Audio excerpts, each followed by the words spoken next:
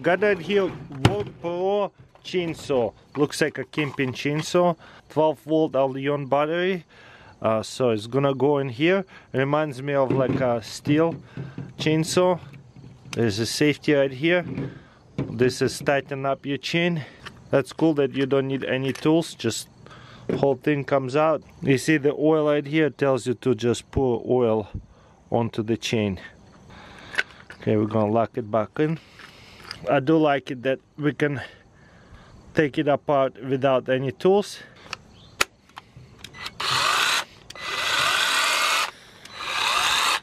Okay, so you hold it this way and this way, so that way it's safe.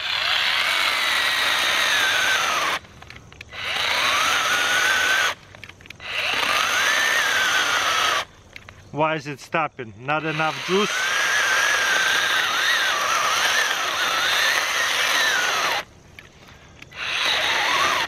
I feel like folding saw would do a better job than this.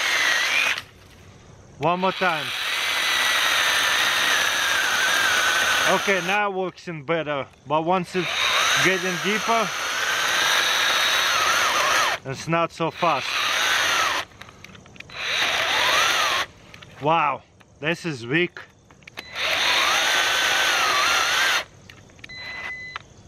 Yeah, just getting stuck. And it's a brand new chain too. Versus $10 Corona folding saw, it's like a pocket one.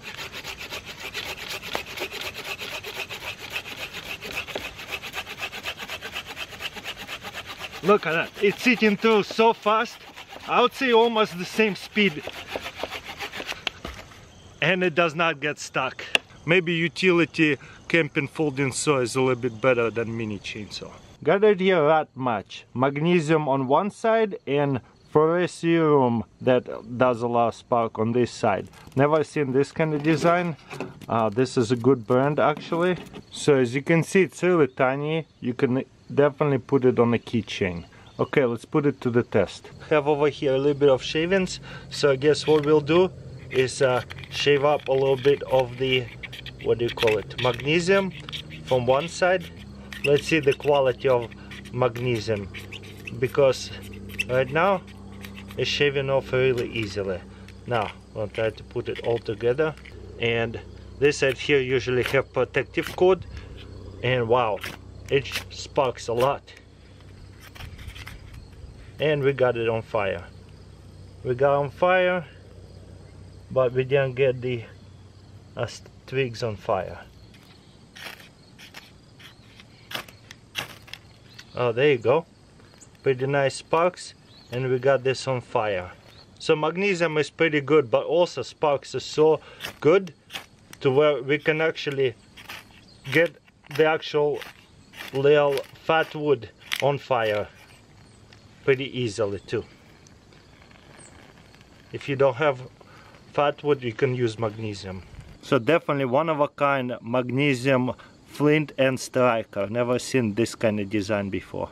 Got it here, floating waterproof Bluetooth boombox. This one is like a mini one. I have filmed two of them before, really big ones on wheels. I love this brand and actually use one all the time, so I figured I'll buy another one, but much smaller, so that way I can bring one to the boat. But look how small that is, super lightweight. Wow, there's a boombox on this side, you see? That's cool, that's big.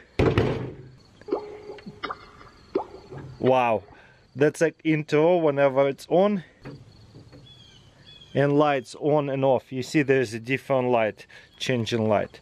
Super nice, yeah, definitely much lighter. Okay, water test. Oh look, it's floating. Uh-oh, floating away. Just don't let it float away down the river. So what's so cool about that, we don't have to worry about rain. We can just let it sit. There's a little bit of water in here, that's it. We can let it sit in the rain and still have music. Don't worry about hiding it out of the rain. The only thing I would not suggest putting it into the salt water like ocean. That way it will destroy the salt water, but fresh water, not a problem. Love that thing for the lake boat and things like that. It's awesome. Here's a Columbia River knife worth talking about.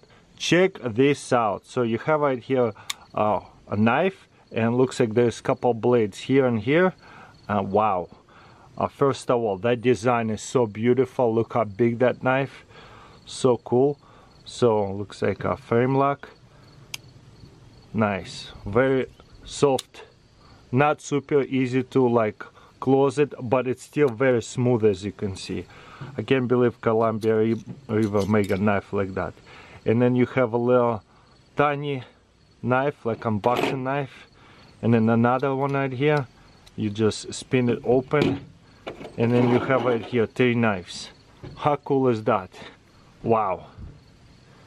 So I guess you'd actually have to hold this one this way and this one this way. So you kind of got a claw and a regular this kind of knife. That's so cool. Very sharp. And this one is serrated and non-serrated. Wow. And the third knife right here. So you got 3 knives. That is cool. One of a kind.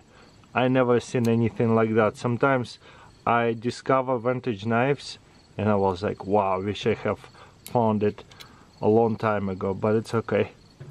We keep looking for more. You know what? This is why I make videos. This is like a fun hobby that I have. You put the knife through here and just close it. Boom. And then you have right here a knife. Like a better feel of a handle this way. There is the name of it. I cannot make up what it says. But there you go. See, RKT. Beautiful vintage design. Smooth, feels hefty. I love it. One of a kind for sure. Like a gas wood stove that looks like ammo can. So really curious what's about. The big negative about this thing, extremely heavy. So this is like a stove, a fire pit. There you go. The lid comes out, really nice, just like ammo can. Connection over here to the regular gas tank, and check this out. Inside there you got right here actual gas pipes. That is cool. There's a couple legs we're going to unload, and looks like you can load it up with wood and start it with the gas as well, or you can use just gas. This right here propane regulator, I guess. Yep, easy plug right now right here. Okay, and we have the fire. I had to actually adjust it to a big gas can, but this is cool. There you go, ammo can, gas stove, and you see it's connected to one of those gas tanks. I don't think this one is full. You gotta refill it. But yeah, that's beautiful. Giving off nice heat. I'd say a bit more heavy in my opinion, but it's pretty cool. Gas fire blaze out of a can. And fold this up.